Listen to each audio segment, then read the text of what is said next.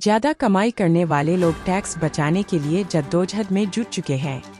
केंद्र सरकार ने नई टैक्स रिजीम के तहत 7 लाख रुपए तक की कमाई पर टैक्स छूट दी है, जबकि 5 लाख रुपए तक सालाना इनकम पर ओल्ड टैक्स रिजीम के तहत छूट दिया गया है।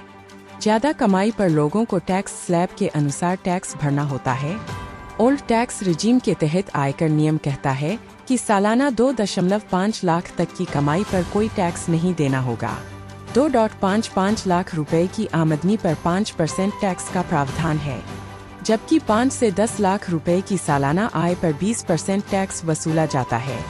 वहीं 10 लाख और उससे अधिक की सालाना कमाई पर 30% टैक्स स्लैब है। 10.50 लाख की इनकम पर भी बचा सकते हैं ये टैक्स। इस हिसाब से अगर आपकी सालाना इनकम 10 लाख रुपए है तो आपको 30% टैक्स भरना होगा। हालांकि अगर आप चाहें तो आपको 1 रुपए भी टैक्स नहीं देना पड़ेगा।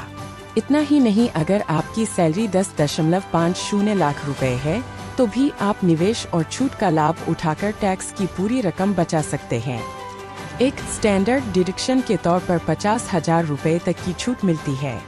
ऐसे में अब 10 लाख रुपए पर टैक्स लगेगा।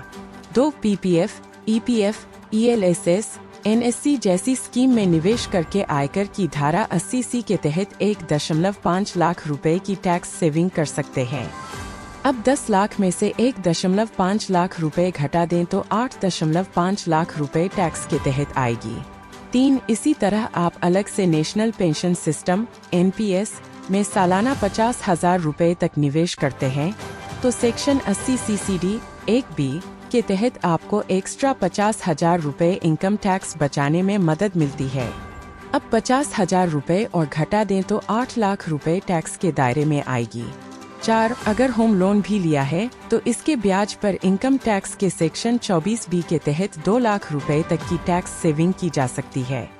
8 लाख रुपए में से 2 लाख और घटा दें तो कुल टैक्स इनकम का दायरा 6 लाख रुपए हो जाएगा।